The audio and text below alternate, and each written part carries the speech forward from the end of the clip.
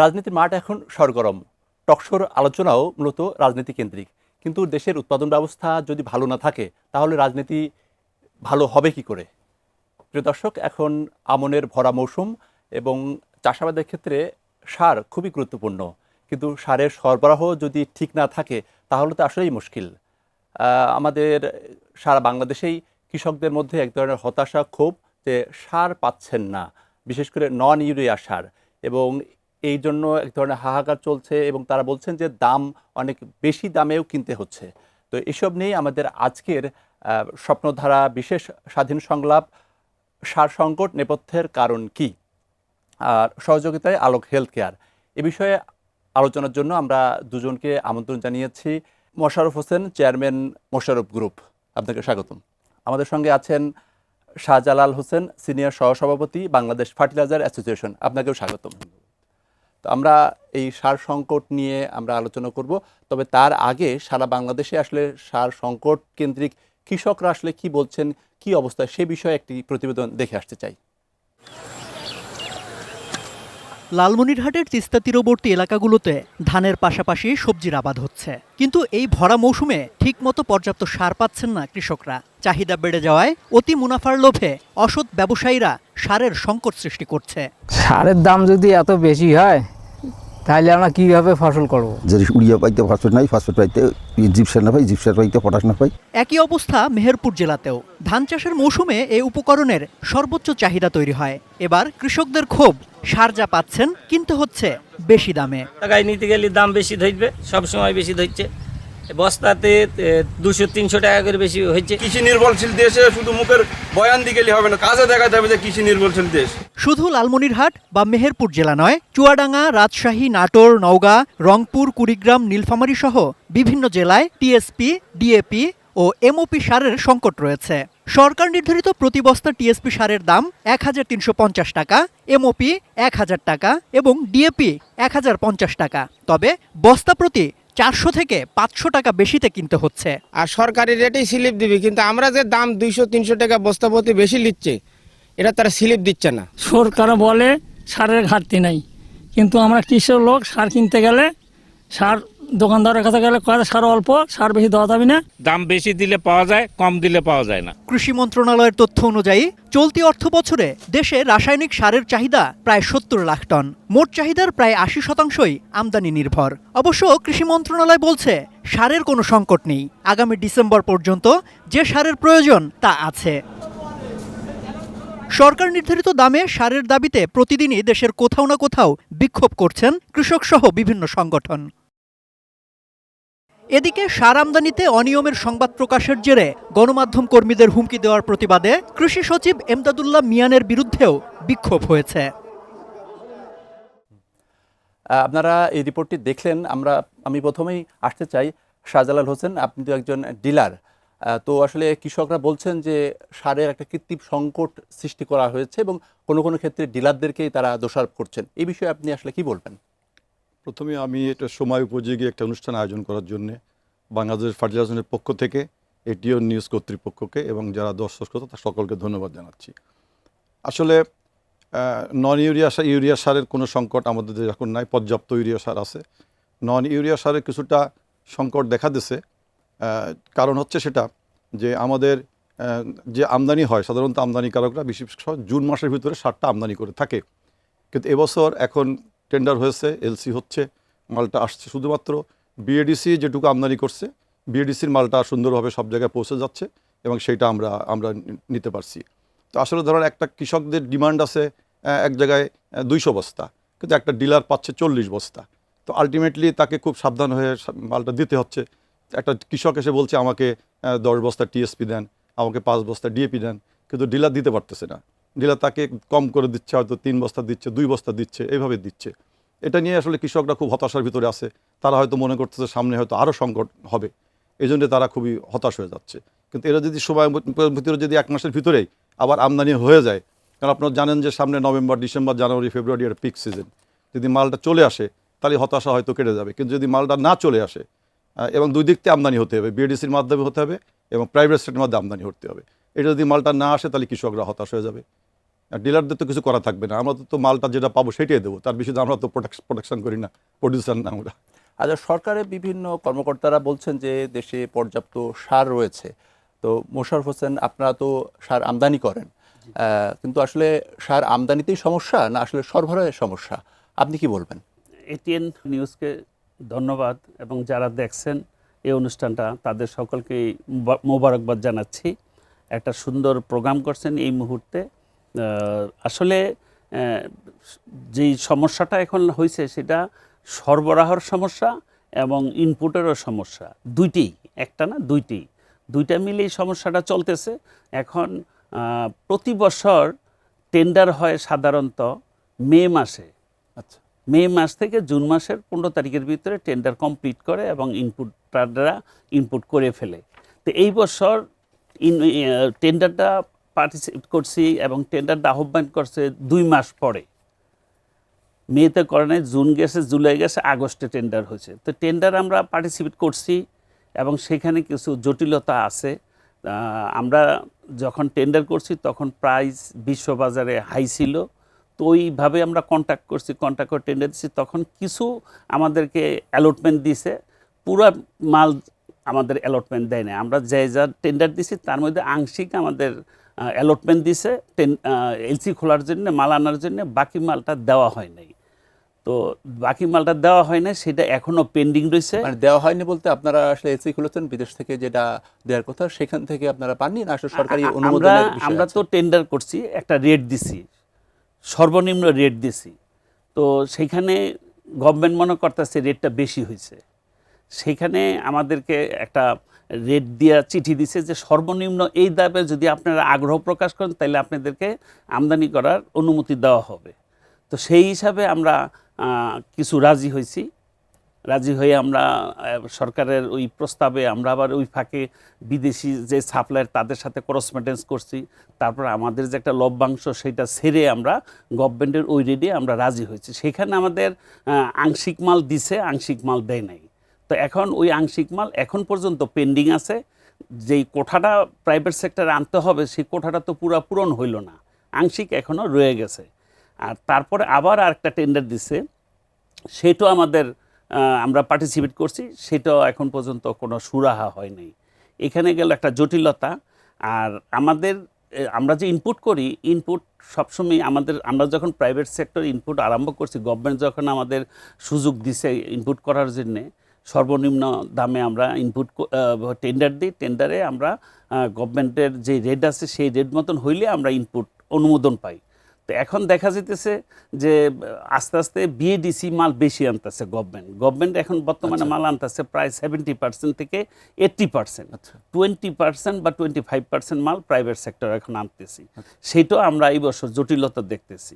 তো এখন মালের আমদানি যে পরিমাণে থাকার কথা সেই আমদানি সেই পরিমাণে নাই, কম আছে। চলতি অর্থ বছরে সারের মোট চাহিদা 70 লক্ষ মেট্রিক টন, এর মধ্যে ইউরিয়া সার 27 লক্ষ মেট্রিক টন, এটি নিয়ে আসলে সমস্যা নাই। নন ইউরিয়া 43 লক্ষ মেট্রিক টন যে সার আসলে ডিএপি, এমওপি এবং টিএসপি যেটি প্রয়োজন, আসলে এই 43 লক্ষ মেট্রিক টনের মধ্যে আছে আসলে কত এখন?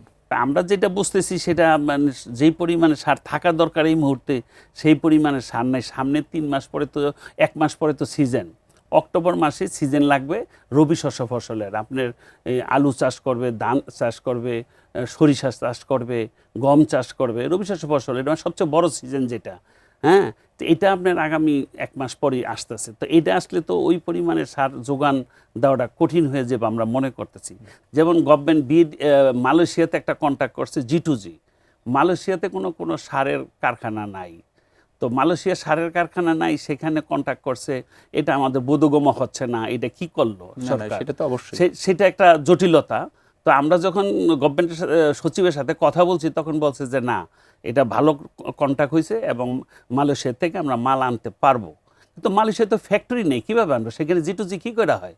এখানে একটা দেখতেছি ভুল। তারপরে চায়না, তিউনিসিয়া, মরক্কো, সেখানেও G2Gর মাধ্যমে মাল আনতেছে। তো আমাদের সামনে রবি শস্য ফসল সিজন, এই সিজনে যদি আপনার মালটা টাইমলি সব মাল না আসে তাইলে তো দেখা যায় একটা ক্রাইসিস হওয়ার সম্ভাবনা আছে। তো তো এখন আমরা মনে করতেছি যে মালটা টাইমলি আসবে না, মালের শর্ট থাকবে এবং সামনে যে পরিমাণে ডিমান্ড আসবে এই ডিমান্ড অনুযায়ী গভর্নমেন্ট মাল দিতে পারবে না। সেই জন্যে একটু আমরা চিন্তিত যে এখন আমাদের দেশ কৃষি ভিত্তিক দেশ, আমাদের যদি কৃষকরা ন্যায্য মূল্য সারটা না পায় তাহলে তো মালের ক্রাইসিস হবে, যে ভর্তুকি গভর্নমেন্ট দিতেছে সে ভর্তুকিটাও হবে না, সাকসেসফুল হবে না। আচ্ছা, তো এখানে একটা হচ্ছে জিটিজু এবং বেসরকারিভাবে এই সারগুলো আমদানি করা হচ্ছে, তো সেগুলো এই সারগুলো আনতে আসলে কত সময় লাগে? বেসরকারি পর্যায়ে আসলে কেমন লাগে, আর বিএডিসি যেভাবে আনছে সেটাতে আসলে কেমন লাগে? বিএডিসি আনতে যে সময় লাগে প্রাইভেট সেক্টর আনতে সেই সময় লাগে, কারণ একই তো সময়ে তারাও জাহাজে আনে আমরাও জাহাজে আনি। তবে এখানে আমাদেরটা একটু তড়িৎ গতিতে হয়, আমরা যেমন ইচ্ছা করলে সিদ্ধান্ত নিয়ে ফেলাই এখন মালটা নিয়ে আসো, শিপমেন্ট দাও, এই দেশের না দিতে পারলে আরেক দেশ তো নিয়ে আসি। আর গভর্নমেন্টের তো সেখানে একটু বাধ্যবাধকতা আছে, তো মাল যে আসে আনতে এলসি খোলার থেকে মালটা ডেস্টিনেশনে পৌঁছানো পর্যন্ত প্রায় 3 মাস লাগে, 3 মাস সময় লাগে প্রায় 3 মাস সময়। আর এখন যে বাহিরে যে ডিমান্ডটা দেখা যেতেছে কৃষক পর্যায়ে, কিছু কিছু সারের দাম বেশি, যেমন ইউরিয়া সারের কোনো সমস্যা নাই, ইউরিয়া সারের দাম মাঠ পর্যায়ে ঠিক আছে, কিন্তু নন ইউরিয়াটা মাঠ পর্যায়ে একটু সমস্যা হইতেছে, সেই সমস্যার কারণে প্রাইসটা বেশি, কৃষক পর্যায়ে প্রাইস ঠিক হচ্ছে না। যেমন আপনার টিএসপি সার বাহিরে আপনার কৃষক লেভেলে 1600 টাকা বস্তা বিক্রি হয় 50 কেজির বস্তা, আর আপনার ডিএপি বিক্রি হইতেছে 1400 টাকা 50 কেজি বস্তা, আর আমাদের এমওপি বিক্রি হইতেছে 1100 টাকা। আমরাও দেখেছি যে চুয়াডাঙ্গা, কুষ্টিয়া, রাজশাহী, নাটোর, নওগাঁ, রংপুর, কুড়িগ্রাম, নীলফামারী সহ বিভিন্ন জায়গাতে এই সার আসলে 3 থেকে 500 টাকা বেশি দিয়ে এই সার কিনতে হচ্ছে। তো আপনি একজন ডিলার, তো আপনি একটু বলবেন আসলে সরকার বলছে যে সারের সরবরাহ ঠিক আছে, কিন্তু আপনারা বলছেন সার সংকট আছে, আসলে বিষয়টা আসলে সরকারের সাথে আপনাদের নেগোসিয়েশনটা হচ্ছে না, বা আসলে এই সরবরাহটা আসলে আপনারা পাচ্ছেন না কেন? আমি একটু আগেই বলছিলাম যে আপনাকে যে আসলে দুইটা মাধ্যমে আমদানি করা হয়, একটি হচ্ছে বিএডিসির মাধ্যমে আমদানি করা হয়, একটা আর হচ্ছে আমাদের যারা প্রাইভেট সেক্টরে যারা আমদানি তাদের মাধ্যমে আমদানি করা হয়। বিএডিসি 70% মাল আমদানি করতেছে নন ইউরিয়া, প্রাইভেট সেক্টর করে 30%। দ্যাট মিনস এখন 70% যেটা প্রয়োজন সেটা আমদানি হচ্ছে, 30% অলরেডি ব্লক স্টপ হয়ে আছে। এটা স্বাভাবিক একটু ঘাটতির ব্যাপার হয়ে দাঁড়ায়। তারপরেও বিএডিসি যদি তড়িৎ গতিতে মালগুলো নিয়ে আসে তাহলে কিন্তু সমস্যার সৃষ্টি হয় না। তো আমরা সব চিন্তা করতেছি যে অতি দ্রুত যদি আমদানিকারকের মালটা না আসে তাহলে সামনে আরও সংকট দেখা যেতে পারে। এখন যেটা চলছে এটা কিন্তু মোটামুটি কৃষকরা একটা মেনে নিচ্ছে, চলতেছে ওই পর্যায়ে, যে কিন্তু সামনে দেখা যাচ্ছে যে মেনে নিচ্ছে, কিন্তু সার আসলে যে দামে কিনতে হবে, এমনিতেই তো আসলে উৎপাদন খরচটা অনেক বেশি, সেক্ষেত্রে যদি এই সারই যদি বেশি দামে কিনতে হয় তাহলে তো উৎপাদন খরচটা আসলে বেড়ে যাবে, সেক্ষেত্রে কৃষক এমনিতেই চাষাবাদ অনেক চ্যালেঞ্জ হয়ে দাঁড়িয়েছে। ফলে তো আপনি বলছেন যে সামনের মৌসুমে আরও বেশি, রবি মৌসুমে আসলে আরও সংকট তৈরি হবে। তো এই বিষয়ে আসলে সরকার আসলে মানে কি বলছে? আপনি সঠিক বলেছেন, আসলে গভর্নমেন্ট এই সারগুলোতে অনেক টাকা ভর্তুকি দিতেছে, এক এক বস্তায় 1500-2000 টাকা ভর্তুকি দিতেছে, সেগুলো কিন্তু সেই ভর্তুকি কাকে দিচ্ছে? ডিলারকে না, দিচ্ছে কিন্তু কৃষক। যদি কৃষক যদি সেই ভর্তুকিটা না পায় তাহলে আলটিমেটলি কৃষকের যে ফসল উৎপাদন করবে সেটা তো ব্যাহত হবেই। তাই জন্য কোনো অবস্থায় একজন ডিলারের 500 টাকা 600 টাকা বেশি দামে সার বিক্রি করার কোনো সুযোগ নাই। গভর্নমেন্ট নির্ধারিত রেটে তাকে বেচতেই হবে, তার বাইরে সুযোগ নেই কোনো। এটা যদি কেউ বেশি দামে বিক্রি করে থাকে বা বিক্রি করে, নিঃসন্দেহে সে সরকারের আইন ভঙ্গ করতেছে, অপরাধ করতেছে। আমরা তো অ্যাসোসিয়েশনের পক্ষ থেকে এটার দায় দায়িত্ব আমরা নেব না, এবং আমাদের কোনো সুযোগ নাই। আমাদের একটা ডিলার যে সারটা পায় সে অ্যারাইভেল করে, সেখান থেকে কৃষি অফিসার পক্ষ থেকে এসে সেখান থেকে সেটা অ্যারাইভেল দেওয়া হয়, বিক্রি করার অনুমোদন দেওয়া হয়, ডিও কাটা হয়, ডিওতে যে ক্রেতা তার মোবাইল নাম্বার রাখা হয়, সব তদন্তের মাধ্যমে কিন্তু আমরা সারগুলো বেশি। তারপরেও যখন এই সার বেশি দামে বিক্রি হয় তখন আমাদের খুব খারাপ লাগে। আমরা এখন লস করে, আমাদের যে আপনার ছিল, আমাদের যে আপনার যে আমাদের 2008 সালে সর্বশেষ আমাদেরকে 60 টাকা বৃদ্ধি করে 100 টাকা করা হয়েছিল আমাদের কমিশন। তখন ছিল ইউরিয়া সারের মূল্য 240 টাকা, এখন ইউরিয়া সার আমরা কিনি 1250 টাকা। তখন গাড়ি ভাড়া ছিল এক বস্তায় 2 টাকা 5 টাকা, এখন 25 টাকা 30 টাকা। তা আলটিমেটলি আমরা কিন্তু লসে বেচতেছি। তারপরেও যে আমরা লস করার পরেও যদি কৃষক বেনিফিটেড না হয় তাহলে এটা আসলে খুবই দুর্ভাগ্যজনক এবং দুঃখজনক। কারণ কৃষকের দুটো জিনিস পেতে হবে, কৃষক যেন সময় মতো সারটা পায়, তার 5 বস্তা দরকার, সে যদি 1 বস্তা পায় তার বেনিফিট হবে না, তাকে 5 বস্তাই পেতে হবে এবং সে যেন ন্যায্য মূল্যে পায়। এই দুইটাই আমরা দিতে পারছি না, ব্যর্থতা বলতে হবে। কারণ আমরা যে সারটা চাচ্ছে 4 বস্তা, দিচ্ছি 1 বস্তা, আবার আমরা দিচ্ছি যে দামে আমরা শুনতেছি অনেক বেশি দামে এরা পাচ্ছে, কৃষকরা নিচ্ছে, এটাও তো আসলে মেনে নেওয়া যায় না। আচ্ছা, আপনাকে এখানে থামাতে হচ্ছে। এই পর্যায়ে প্রিয় দর্শক, নিচ্ছি স্বপ্নধারা বিশেষ স্বাধীন সংলাপে ছোট্ট একটা বিরতি। বিরতির পরে ফিরছে একটু পরেই, আমাদের সঙ্গে থাকুন।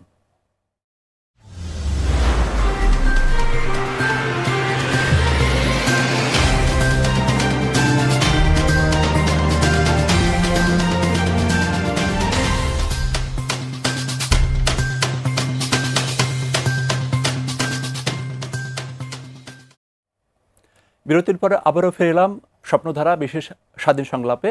আমাদের আজকের বিষয় সার সংকট নেপথ্যে কি, এ বিষয়ে আমরা এই পর্যায়ে কথা বলতে চাই মোশাররফ গ্রুপের চেয়ারম্যান মোশাররফ হোসেন। আপনারা তো সার আমদানি করেন, তো আমদানি করার ক্ষেত্রে আপনার কাছে জানতে চাই যে সারের যে সংকট তৈরি হলো, এই সার আমদানি ক্ষেত্রে আসলে সমস্যাগুলো আসলে আপনারা কি কি ফেস করছেন? ধন্যবাদ। আপনি জানেন যে প্রাইভেট সেক্টরে আমদানি করার জন্য টেন্ডার আহ্বান করে গভর্নমেন্ট, কৃষি মন্ত্রণালয় টেন্ডার আহ্বান করে। টেন্ডার আহ্বান করে সর্বনিম্ন দরদাতা যে তাকে তাদের ডিমান্ড অনুযায়ী দেয়, অ্যালটমেন্ট লেটার দেয়, মাল এলসি খোলার জন্য পারমিশন দেয়। এটার সাথে আমাদের যে কস্টিংটা, যে টাকাটা আমাদেরকে দেয় সারের এগনেস্টে, এটার সিস্টেমটা আপনার একটু শর্টকাটে আমি বুঝাই বলি। এই মালটা গভর্নমেন্টের সাথে আমাদের একটা চুক্তি আছে, সর্বনিম্ন দর হইতেব, পাশাপাশি কস্টিংটার একটা ব্রেকআপ আছে, ল্যান্ডেড কস্ট, এবং সেখানে আমাদের 3% প্রফিট দেয়। আবার আমাদের ইস্টাবলিশমেন্ট খরচ দেয় না, এবং অতিরিক্ত সুদ হয় সেটার মধ্যে আবার একটা কন্ডিশন দিয়ে রাখছে। তো এখন এই সমস্যাগুলোর জন্য আমরা সবসময় আলাপ করি সমাধান করার জন্য। যেমন আমরা টেন্ডার করার সর্বনিম্ন দরে আমাদের যখন অ্যালটমেন্ট দেয়, আমরা মালটা এলসি খুলি, মালটা আসে, মালটা অ্যারাইভেল হইলে এখানে কৃষি মন্ত্রণালয়ের খামার বাড়ির লোকজন আছে, চিটং ডিডির অফিস আছে, সবাই মিলে মালটা কুটনি কইরা একটা অডিট কইরা তারা প্রস্তাব দিয়ে মিনিস্ট্রিতে পাঠায়। মিনিস্ট্রি আমাদের ডিলারদেরকে অ্যালটমেন্ট দেয়, ওই অ্যালটমেন্টে আইসা আমাদের ইনপুটারের কাছ থেকে মালটা নিয়ে যায়। তো সম্পূর্ণ মালটাই গভর্নমেন্ট সেল করে ডিলারদের কাছে। কোন জেলায় কোন ডিলার নেবে সেই লিস্ট আমাদের কাছে পাঠায়, এবং ডিলাররা লিস্ট নিয়ে আসে, নিয়ে আসতে আমরা ওইভাবে দিয়ে দিই। এভাবে মালটা সেল অ্যাডজাস্ট হয়। পরে আমাদের যখন টাকা দেয়, টাকা দেওয়ার কথা আমাদের 4 মাসের মধ্যে, কিন্তু টাকা 4 মাসের মধ্যে দেয় না, দিতে দেরি হয়। আমরা একটা তথ্য জানি যে এই যে বর্তমান সরকার, সেই সরকার আসার পরে আপনাদের প্রায় 5500 কোটি টাকা, 5500 কোটি টাকা আপনাদের পরিশোধ করেছে। তাহলে আসলে সরকার কিভাবে টাকা দিচ্ছে না? না, টাকা দিচ্ছে না, তার মানে সময় মতন দিচ্ছে না। টাকা দিচ্ছে, সময় মতন দিচ্ছে না, টাকাটা লেট করে দিতেছে। মানে 4 মাসের মধ্যে দেওয়ার কথা, আসলে আপনারা পাচ্ছেন কতদিন পর? আমরা কখনো কখনো 4 মাসের মধ্যে পাই, আবার কখনো কখনো বেশি সময় লাগে। তো যেমন 22-23 বছরের আর 23-24-এরটা আমরা অনেক পরে পাইছি। কত পরে? প্রায় 1.5 বছর পরে আমরা, প্রায় 1.5 বছর পরে, 1.5 বছর পরে আমরা পরে পেলে তো আসলে আপনারা আসলে আমদানি ওই মুহূর্তে গভর্নমেন্টের কোনো ফান্ড ছিল না, একটা ক্রাইসিস ছিল আপনারা জানেন পিছনে, গত সরকারের আমলে এই ক্রাইসিসটা হয়েছে। তো ক্রাইসিস হওয়াতে আমাদের টাকা দেয় নাই, না দেওয়াতে যে 1.5 বছর পর আমাদের পেমেন্ট দিছে, সেটার ইন্টারেস্ট আমাদের দিচ্ছে না। এখন আমি 1.5 বছর টাকাটা পাই নাই। কত টাকা? মনে করেন একজন 1000, 2000 কোটি টাকা, 500 কোটি টাকা, 700 কোটি টাকা আমরা যারা আমদানি করছি, এখানে 5500 কোটি টাকার মাল। তো এই টাকাটা আমরা সময় মতন পাই নাই। তো সময় মতন যেহেতু পাই নাই, তো ব্যাংক তো আমাদের একদিনের টাকাটাও নিয়ে গেছে ইন্টারেস্ট। আমরা তো ইন্টারেস্ট পে করছি, ব্যাংক আমার থেকে কাইটে নিয়ে গেছে। তো এখন আমার ইন্টারেস্টটা এখন পাচ্ছি না। তারপর ডলারের ডিফারেন্স। এই বিষয়ে আসলে সরকারের সংশ্লিষ্ট কর্তৃপক্ষ তারা আসলে এই বিষয়ে কি বলছে? তারা বলতেছে যে আপনাদের সাথে যে কন্ট্রাক্ট হয়েছে, কন্ট্রাক্টটা ছিল 4 মাসের। তো 4 মাসের মধ্যেই আগে প্রিভিয়াস বছরে পিছনে আমরা পাইছি, 4 মাসের মধ্যে পাইছি, বা অনেক সময় 4.5 মাস লাগছে, অনেক সময় 3 মাসে পাইছি, 3.5 মাসের পাই, অন এভারেজে 4 মাসে পাচ্ছি। তো যখন ওই কন্ডিশনটা দিয়েছে টেন্ডারের সময় যে 4 মাসের অতিরিক্ত সুদ দেওয়া হবে না, এই কথাটা যখন দিছে, তখন আমরা মিনিস্ট্রিতে আলাপ করছি সচিব মহোদয়ের সাথে। সচিব মহোদয় তৎকালীন বলছে যে এই বিষয়টা নিয়ে আপনারা এত টেনশন করেন কেন, আমরা তো আছি, আর আপনারা তো এখন পর্যন্ত নিয়মিত টাইমলি টাকা পাচ্ছেন এভারেজে। তো এখন সামনে এভারেজে ঠিক মতন পাবেন, সুতরাং এটা নিয়ে কোনো অডিট হবেন না। এটা আমাদের কমিটি ক্লোজটা দিছে, তা আমরা মাইনে গেছি। যদি সমস্যা হয় তারা দেখবে, যেহেতু রেগুলার ব্যবসা করতেছি, তারা তো আমাদের পার্টনার, সরকার তো আমাদের পার্টনার, সেই হিসাবে আমরা মাইনে গেছি। পর্যায়ক্রমে দেখা গেল ওই 22-23 যে ইয়ারটা ফার্টিলাইজার, ওইটা আমাদের এই টাকা দিতে পারে না গভর্নমেন্টের ফান্ড নাই, এদের পিছনে যে ব্যাঙ্কগুলোর সমস্যা হয়েছে, গভর্নমেন্টের তো লিকুইডিটির অভাব, সব কিছু মিলেই একেবারে আমাদের টোটাল টাকা দেওয়া বন্ধ হয়ে গেল গা। তো আমরা পরে টাকা পাইছি 1.5 বছর পর, সেটা বন্ড পাইছি, টাকা পাই না, বন্ড দিছে ব্যাংকে। তো বন্ড দেওয়ার পরে ওই যে যেই টাইমটা 15 মাস সময় লাগছে, 1.5 বছর আমাদের টাকাটা দেয় নাই। তো 1.5 বছরের ইন্টারেস্টও দেওয়ার কথা, সেটা দেয় নাই, সেইটা এখন পর্যন্ত আমাদের দেয় নাই। আমাদেরকে আশ্বস্ত করছে যে এটা বিবেচনা করবে, কিন্তু আমাদের কাছে যদি কোনো টাকা পাওনা হয়, যেমন হিসাবে গন্ডগোল হইলে বা ডলারের ডিফারেন্স হইলে, সেটা কিন্তু আবার আমাদের থেকে সাথে সাথে নিয়ে যায়। কিন্তু এখন আমাদের এই টাকাটা দিচ্ছে না, এটা একটা সমস্যা আমাদের। আরেকটা হইলো ডলারের ডিফারেন্স। আমরা যখন ইনপুট করছি, আমাদেরকে গভর্নমেন্ট ওই টাকাটা যখন সমন্বয় করছে, তখন $108 আমরা সার্টিফিকেট ব্যাংক থেকে নিয়ে দিছি, কিন্তু টাকাটা আমরা তখন ফরেন টাকাটা আমরা দিই না, এটা ইউপাসের এলসি ছিল। তো যখন টাকাটা দিছি তখন ছিল ধরেন ডলারের দাম ছিল 122 টাকা, 123 টাকা তখন। তো 122 টাকা হিসাবে দিছি। তো এই যে 108 টাকায় গভর্নমেন্ট পেমেন্ট দিছে, তো 122 টাকা যে আমরা পেমেন্ট দিছি, তো ডিফারেন্স টাকাটা তো দিবে। তো সেটা বলতেছে দিবে, বাট এখন পর্যন্ত দিচ্ছে না। এখানে আমাদের একটা বিশাল সমস্যা হচ্ছে। আচ্ছা, মানে সরকার আসলে এখানে কি যুক্তি দেখাচ্ছে, এখানে জটিলতাটা কোথায়? মানে আপনারা এটা তো আপনারা তো পাবেন, তো এটা তো আপনাকে দিতে হবে, এটা না দিলে তো আপনি না, এটা তো অবশ্যই দিতে হবে। এটা কেন দিবে না? আমার ব্যাংকের ইন্টারেস্টটা কাইটে নিয়ে গেছে, ব্যাংকে আমার দিতে হইতেছে। আমি ব্যাংকের স্লিপ আই না, ব্যাংক থেকে সার্টিফিকেট আই না, আমি মিনিস্ট্রিতে সাবমিট করছি, বিল সাবমিট করছি। তো এখন এটা বর্তমান সচিব মহোদয় এটা ওনার গাফিলতিতে, বা উনি মনে করতেছে পরে দিব, বা ওনার ভিতরে কি আমরা জানি না। তবে এটা নিয়ে আমরা অনেকবার তার সাথে দেখা করছি, কথা বলছি, সে আশ্বাস দিছে, কিন্তু ফাইনালি আমাদের টাকাটা দিচ্ছে না। এখানে আমাদের একটা জটিলতা রয়ে গেছে। তারপর আবার টেন্ডার করছে, আমরা চিঠি দিছি অ্যাসোসিয়েশন থেকে যে আমাদের সামনে নতুন টেন্ডারের আগে আমাদের পুরানো বকেয়া হিসাবগুলো শেষ করে দেওয়ার জন্য বলছি, নাইলে আমরা টেন্ডার পার্টিসিপেট করতে পারবো না। কিন্তু আমরা এই ধরনের চিঠি দেওয়ার পরও তারা এটা আমাদের সমাধান করে নেই, না কইটা টেন্ডার দিছে। তারপরে যেহেতু টেন্ডারে আমরা সবসময় পার্টিসিপেট করি, আমাদের একটা ব্যবসা এবং গভর্নমেন্টকে সহযোগিতা করতে হবে, নাইলে গভর্নমেন্ট মনে করবে এই ইন্টেরিয়ার গভর্নমেন্ট মনে করবে আমরা গভর্নমেন্টের সহযোগিতা করলাম না। এই জন্য আমরা সবাই ইনপুটে টেন্ডারে আমরা পার্টিসিপেট করছি, কিন্তু সেই পার্টিসিপেট করার পরে এটা সমস্যার সমাধান হচ্ছে না। আমরা মনে করি 4-5 বছর আগে মাধ্যমে এটা গভর্নমেন্ট যাতে আমাদের এটা ইমিডিয়েটলি সমাধান করে, এটা আমরা চাই। আমরা জানি যে 4-5 বছর আগেও দেশে আমদানিকারক ছিল 12 থেকে 15 জন, কিন্তু এখন আমরা জেনেছি যে 3 থেকে 4 জন আমদানি করে বেসরকারি এই সার। তো এই যে আমদানিকারক এটা কমে যাওয়ার আসলে কারণটা কি? এটা একটা ভালো পয়েন্ট বলছেন। আপনি তো অবশ্যই জানেন দেশের সম্বন্ধে। আমরা আমদানিকারক 25-30 জন ছিলাম সারা বাংলাদেশে। এখন 25-30 জনের মধ্যে আমদানি, আমরা ফার্টিলাইজার ব্যবসাটা করি, এই গভর্নমেন্টের সাথে কাজ করতে যাই, যেহেতু টাইমলি টাকা পাচ্ছি না, টাইমলি এলসি খুলতে পারি না, আমরা অনেক সময় কন্ট্যাক্ট করে টেন্ডার দিই, দেখা গেল যে আমি টেন্ডার পাইলাম না। তা আমি যার সাথে কন্ট্যাক্ট করি সে আমার একটা জরিমানা করে যে তোমার $20 করে দিতে হবে, মালের দাম কমিয়ে গেছে, অথবা তোমার জন্য মাল কিনে রাখছি, আমি মালটা না বেচা পর্যন্ত তোমার টাকা দিতে পারবো না, তোমার এই জরিমানাটা দিতে হবে। এই আমরা বিভিন্ন সংকটের মুখে থাকি। এই ফার্টিলাইজারের ব্যবসা করে টাকা ঠিকমতো না পাওয়াতে, যেহেতু টাকার ভলিউম অনেক, ব্যাংক আমাদের 1 টাকাও মাফ করে না। কিন্তু এই যে সমস্যাগুলোর জন্য অনেকেই চলে গেছে ব্যবসায় লস করে। আর আমরা যারা আছি, আমাদের আদার বিজনেস আছে, সেই একটা লস হইলে আরেকটা লাভ হয়, আরেকটা লাভ হইলে আরেকটা লস হয়। আমরা আদার্স বিজনেস থাকাতে আমরা কয়েকজন টিকে আছি।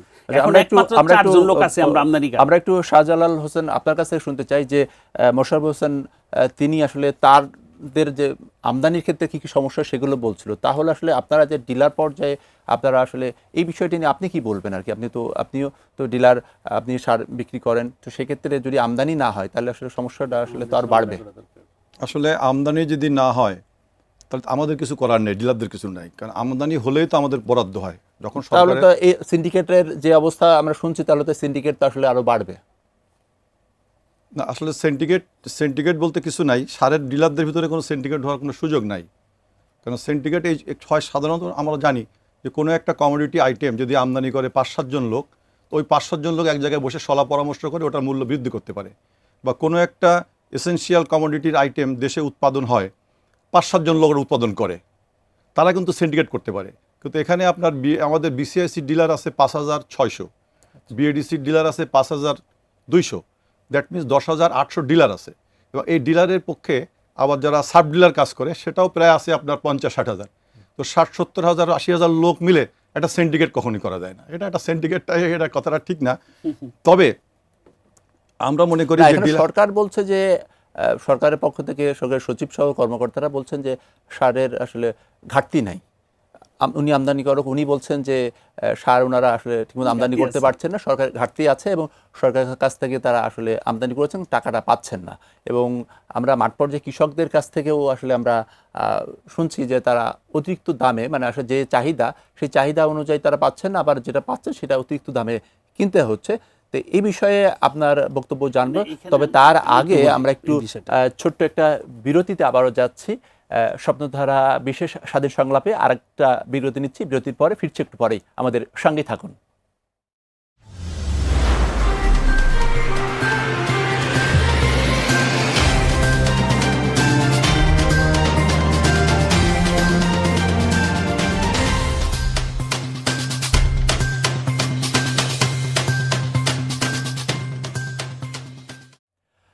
বিরতির পর আবারও ফিরে এলাম আমাদের স্বাধীন সংলাপে। আমাদের বিরতির আগে আমরা আলোচনা করছিলাম শাহজালাল হোসেন, আপনি বলছিলেন যে এই যে সিন্ডিকেট বলে আসলে কিছু নেই, সারই আসলে সংকট, এই বিষয়ে আপনি যেটা বলছিলেন। যে একটু আগে মোশাররফ সাহেব বলতেছিলেন যে ব্যাখ্যা দিয়েছেন উনি যে কী জন্য তারা আমদানি করতে পারেন, প্রবলেমগুলো কী ছিল। সবসময় জুনের ভিতরে কিন্তু আমদানিগুলো হয়ে যায়, গুদামজাত হয়ে যায়, এবার এখনও হয় নাই। এটা একটা সমস্যা। যদি আমদানিকারকও তার 30% সারটা আমদানি করতে পারতো তাহলে কিন্তু এই সমস্যা দেখা দিত না। এখন এর থেকে উত্তরণ পাইতে গেলে এবং যারা ইম্পোর্টার আমদানি করে তারা যদি দ্রুত করে, আমাদের ডিলাররা, কৃষকরা সবাই কিন্তু খবর রাখে আপনাদের মিডিয়ার মাধ্যমে, এই যে electronics media, print media, social media, প্রতিনিয়ত আপনারা কৃষকদেরকে নিয়ে সব যেভাবে তুলে ধরেন, তারা খবর রাখে। একজন আমদানিকারক বা একজন বিএডিসি যখন কোনো মালটা শিপমেন্ট হয়, জাহাজটা আসতেছে, ভাসতে ভাসতে আসতেছে, তখন ওই কৃষকের মনেও একটা আশা থাকে যে এই তো সার আসতেছে, ডিলারও মনে করে সার আসতেছে। কিন্তু যেহেতু এটা না হয় তখন তারা হতাশ হয়ে যায়, কারণ সারটা তো আমার ঠিক যত সময় প্রয়োজন, এটা তো 5 দিন পরে আসলে তো হবে না, মৌসুম চলে যাবে। এই বিষয়ে বিভিন্ন গণমাধ্যমে আসলে বিভিন্ন রিপোর্ট হচ্ছে। সময় টিভির একটি রিপোর্ট, সেটি হচ্ছে আমন আবাদে সার পাচ্ছে না কৃষক। এই বিষয়ে আসলে এই রিপোর্টের পরে অনেকে অনেক রকম মন্তব্য করেছেন। মাসুম নামে একজন লিখেছেন, আমাদের ঝিনাইদহে একই অবস্থা, টিএসপি সার সংকট। আরেকজন সুমন মিয়া, তিনি এই রিপোর্টের প্রতিক্রিয়ায় তিনি লিখেছেন যে ডিএপি লাগবে 5 বস্তা, দেয় মাত্র 10 কেজি, মানিকগঞ্জের একজন। আরেকজন হিমেল নামে তিনি লিখেছেন যে এখন ম্যাজিস্ট্রেট কি চোখে দেখে না। তারপর আরেকজন লিখেছেন যে অযৌক্তিক বিধিমালায় বিষাক্ত বলে টালমাটাল কৃষি বিভাগ। এবং সেই সঙ্গে যমুনা টিভির আরেকটি রিপোর্ট, সেই রিপোর্টেরও এই সার সংকট নিয়ে রিপোর্ট, এবং সেই রিপোর্টের প্রতিক্রিয়ায় অনেকে অনেক রকম মন্তব্য করেছেন। তার মধ্যে একজন লিখেছেন যে ডিলার সিন্ডিকেট বাতিল করা হোক। আরেকজন লিখেছেন কৃষকরা অনেকেই কষ্টের ভিতর আছেন। আরেকজন লিখেছেন সাইফুল্লাহ নামে একজন, যে কৃষক বাঁচাও দেশ বাঁচাও। আরেকজন হাসান নামে লিখেছেন এসবের সঠিক বিচার চাই। এই বিষয়ে আসলে আপনি কি বলবেন? এই যে রিপোর্টগুলো হচ্ছে এবং এই মানুষ খুব ক্ষোভের সঙ্গেই আর কি এই সারের সংকট এবং সারের যে দাম বৃদ্ধি এটি নিয়ে বলছে, এই বিষয়ে আপনি কি বলবেন? আপনার প্রতিনিধি, আপনাদের প্রতিনিধি, যমুনা টিভির প্রতিনিধি যে কথা তথ্য দিয়েছে, আমি মনে করি সঠিক তথ্য দিয়েছে এবং কৃষকরাও যে কথা বলতেছে, আমার প্রয়োজন 1 বস্তা, আমাকে দেয় 10 কেজি, সে কিন্তু কথাটা সঠিক কথা বলেছে। আমি তো একটু আগে আপনাদেরকে জানিয়েছি যে আসলে সারটা সেভাবে আসতেছে না, শুধুমাত্র বিএডিসির সারটা আসতেছে আর ইম্পোর্টার সারটা আসতেছে না, যার জন্য এই ঘটনাগুলো এরকম ঘটতেছে। তাদের যে চাহিদা, সেই চাহিদা মতো সার দিতে পারতেছি না আমরা। এটা যখনই আমরা জানতে পারবো যে এলসি চলে গেছে, সার শিপমেন্ট হয়ে গেছে, আগে যারা বলছিলাম, তখন দেখবেন এই ক্রাইসিসটা মিটে যাবে। কারণ 1 মাস পরেই তো মৌসুম শুরু হবে, সে সময় সার লাগবে। যদি কৃষক জানে যে না আমার উইদিন 15 ডেজ বা 20 ডেজ সার দেশে পৌঁছাবে, তখন কিন্তু কৃষকদের মধ্যে এই হাহাকারটা থাকবে না। আর একটা জিনিস আপনাকে আমি বলি যে 17 বছর আগে আমাদের কমিশন বৃদ্ধি করা হয়েছিল 100 টাকা। 17 বছর পরে এসে আজকাল সব কিছু দ্রব্যমূল্য, আপনারা জানেন যে ট্রাক ভাড়া বৃদ্ধি পেয়েছে, আমাদের গুদাম ভাড়া বৃদ্ধি পেয়েছে, শ্রমিকের স্যালারি বৃদ্ধি পেয়েছে, এভরিথিং বৃদ্ধি পেয়েছে।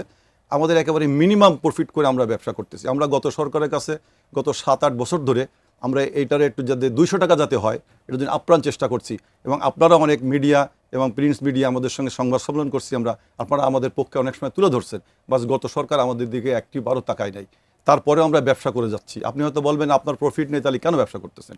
আসলে দীর্ঘদিন ধরে একটা 30 বছর, আপনার 1995 সাল থেকে আমরা ব্যবসা শুরু করছি ডিলারশিপে, তাহলে 30 বছর ধরে একটা ব্যবসা আমরা করে খাচ্ছি।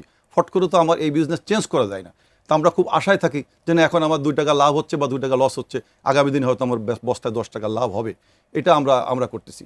এই জন্য কৃষকও যেমন বাঁচাতে হবে, ডিলারকেও বাঁচাতে হবে।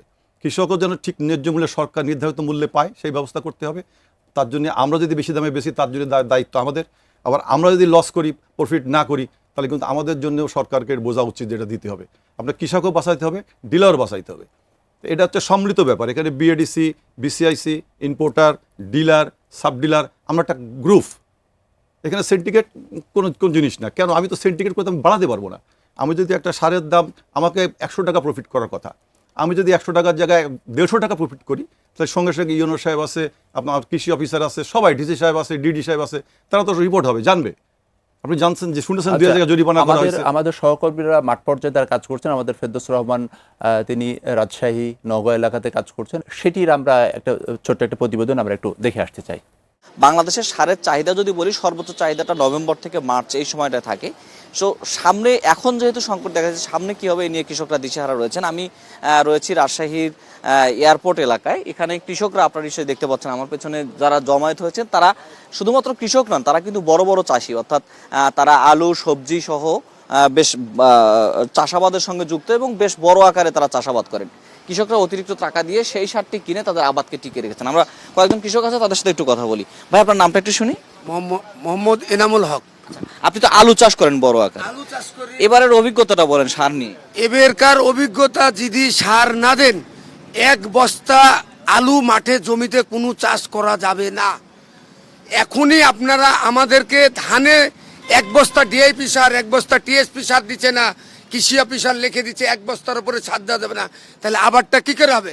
আমি আলু লাগাবো 200 বিঘা কি 150 বিঘা, তাহলে আমি সারটা কোথায় পাবো? বাংলাদেশ সরকারকেই সার রেডি করে দিতে হবে। আমার গত বছরে 53 বিঘা জমি ছিল, এবারও কিছু জমি নিয়েছি আলু করব। এবার তো আলুতে টাকা একবারে শেষ হয়ে গেছে আমাদের। তারপর যদি আমরা সামনের বছর দাঁড়ানোর চেষ্টা করবো, হয়তো আলু করব, সে আলু করতে যদি সার না পাই, তাহলে আমরা দাঁড়াবো কীভাবে? ওই জন্য আমাদের সারের ব্যবস্থা সরকারকে করে দিতে হবে। যেভাবেই হোক সার যেন প্রত্যেকে সার পায়, সেই ব্যবস্থা সরকারকে করে দিতে হবে। ডিলারের কাছে যাচ্ছেন অথবা গেলে ডিলারে 1 বস্তার বেশি সার দিচ্ছে না। তাও আপনার কৃষি অফিসারের মাধ্যমে আপনার 1 বস্তা সার দিতে হবে। আমার লাগবে 10 বস্তা, আমি 1 বস্তা নিয়ে কী করবো? আমি 50 বিঘা আলু করেছি, আমার 50 বিঘা আলু করবো, 50 বস্তা সার লাগবে। কিন্তু যখন আমি ভাবো 1 বস্তা সার, আমি আলুটা করবো কীভাবে? আমরা শুনছিলাম কৃষকদের কথা। এখানে কিন্তু আমার পেছনে আপনি যাদেরকে দেখতে পাচ্ছেন প্রত্যেকেই কৃষক এবং প্রত্যেকে তারা চাষাবাদ করেন, কিন্তু তারা কখনোই এরকম একটা অভিজ্ঞতার মুখোমুখি হন নাই যে সার সংকটে পড়তে হবে। শুনছেন কৃষকদের কথা। মোশাররফ হোসেন, আপনার তো আসলে শেষ কথা হচ্ছে, যেহেতু আমদানি নির্ভর এই সার, আমদানি না হলে আসলে কৃষকরা পাবে না, এবং এখন আমন মৌসুম চলছে, সামনে রবি মৌসুম আসছে, তো সেক্ষেত্রে আসলে এই সংকট থেকে আসলে উত্তরণের আসলে উপায়টা কি? ধন্যবাদ। এই সংকটের থেকে উত্তরণ হইল আপনার কৃষি মন্ত্রণালয়ের যে দায়িত্বে আছে আমাদের সচিব মহোদয় সিদ্ধান্ত নেয় ফার্টিলাইজারটা কত ডিমান্ড, কতটুক দরকার, কতটুক প্রাইভেট সেক্টর আনবে, কতটুক বিএডিসি আনবে, ডিস্ট্রিবিউশন করে একটা সিস্টেম আছে। তো এখন সচিব মহোদয় যদি মনে করে যে প্রাইভেট সেক্টরের মাধ্যমে জরুরি ভিত্তিতে কিছু মাল আমদানি করবে, এই শর্টেজটা সেটা করতে পারবে, আমরা সেই সহায়তা করতে পারবো। যে শর্টেজ আছে শর্টেজটা আমরা মেকআপ করতে পারবো। এবং পাইপলাইনে যে টেন্ডারের দিছে সেটাও তো ওপেন করে না, সেটা সিদ্ধান্ত দেন, সেটা সিদ্ধান্ত দিলে আমরা সহযোগিতা দ্রুত করতে পারবো। এখন সিন্ডিকেট আসলে এই কথাটা ঠিক না, ফার্টিলাইজারের সেক্টরে কোনো সিন্ডিকেট নাই। মেন যেটা আমি উপলব্ধি করতেছি এবং দেখতেছি সেটা হলো ডিমান্ড অনুযায়ী সাপ্লাই। ডিমান্ড অনুযায়ী যদি সাপ্লাই হয় তাহলে আপনি কখনো সারের দাম বাড়তে পারে না। আমি দেখছি প্রিভিয়াস সরকার তারা যা ডিমান্ড ছিল ডিমান্ডের চাইতে বেশি সাপ্লাই দিছে, কখনো ডিলার ব্যবসা করতে পারে না, ডিলার আরও কম দামে মাল বিক্রি করতেছে তার কস্টিংয়ের চাইতে। কৃষক কম দামে মাল পাইছে, গভর্নমেন্টের রেটের চেয়ে কম দাম পাইছে। কেন পাইছে? সার অ্যাভেলেবেল। আপনি সবসময় মনে রাখবেন, ডিমান্ড অনুযায়ী যদি সাপ্লাই থাকে বাজার কখনো বাড়াইতে পারবেন না।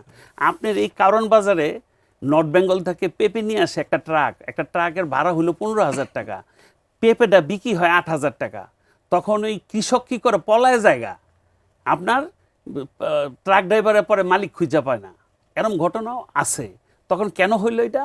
বাজারে আমদানি বেশি, ডিমান্ড নাই। তো আপনার স্বাভাবিকভাবে গভর্নমেন্ট যেখানে যেখানে যেই জেলায় সারের ডিমান্ড আছে, সেটা যদি কৃষি অফিসার আছে, এখানে এসবি আছে, এনএসআই আছে, সোর্স আছে, বিভিন্ন ধরনের, সরকার তো সেকেন্ডেই খবর পাইতেছে কী কারণে এখানে শর্ট, এখানে কি সাপ্লাই শর্ট না সিন্ডিকেট করছে। তাহলে সিন্ডিকেট করলে সেটা ধরে সেখানে উপযুক্ত শাস্তি দেখ, আইনের আওতায় আনুক। আমরা সেটা চাই যাতে এটা না হয়। আমরা কৃষকের সহায়ক, আমরা সরকারের সহায়ক। আমরা ব্যবসা করছি দেখে যে আমরা কৃষকের ক্ষতি হবে, সরকারের ক্ষতি হবে, এটা আমরা চাবো না। আমরা সরকারের একটা পার্ট। তা আমরা চাই সরকার আমাদের সাথে বসুক, ডিলারদের সাথে বসুক, এই সমস্যা যেন না হয় সেটা ডিপলি চিন্তা করুক, সমস্যাটা কোথায়, সেই সমস্যার সমাধান করার কোনো বিষয় না। এই যে আজকে যেই কথাটা হইতেছে, কত বছর পরে আজকে আলোচনাটা হইতেছে, বিগত পিছনে 10 বছরের ভিতরে ফার্টিলাইজার ক্রাইসিস নিয়ে কোনো কথা হয় নাই। এখন কেন হচ্ছে? এখন হচ্ছে আমাদের সরকারের ভুলের জন্য হচ্ছে। তারপরে এখনও সময় আছে।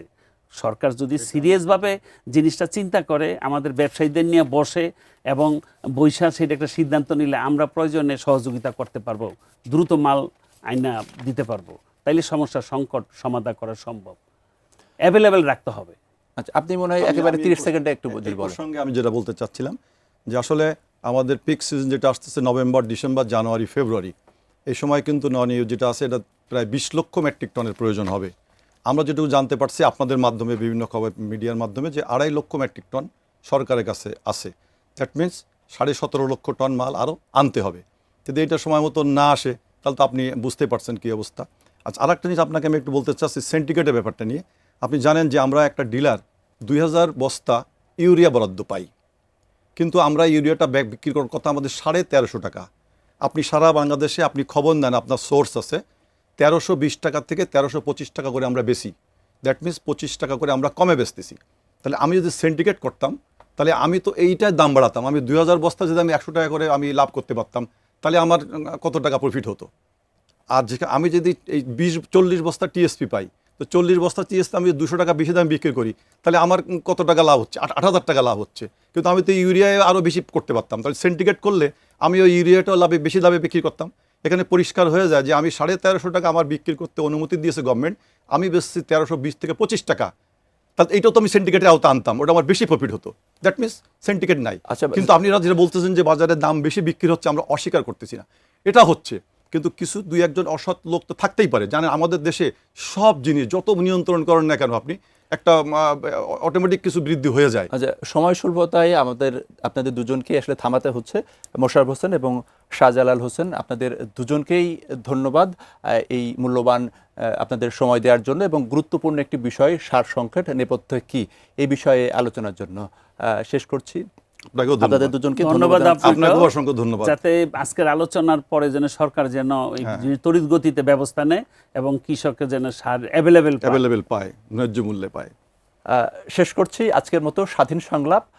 তবে আমরা অবশ্যই আশা করি যে সারের যে সংকট এবং কৃষকদের যে হাহাকার, সেটি অবশ্যই সরকার খুবই গুরুত্বপূর্ণ বিষয় হিসেবে নেবে। কারণ বাংলাদেশ কৃষি নির্ভর এবং কৃষির ক্ষেত্রে আসলে সার প্রয়োজনীয় এবং সেক্ষেত্রে যত দ্রুত সম্ভব এই বিষয়টি সমাধান করবে এই প্রত্যাশা রেখে শেষ করছি আমাদের আজকের স্বাধীন সংলাপ। সবাই ভালো থাকুন, সুস্থ থাকুন, আইটি নিউজের সঙ্গেই থাকুন।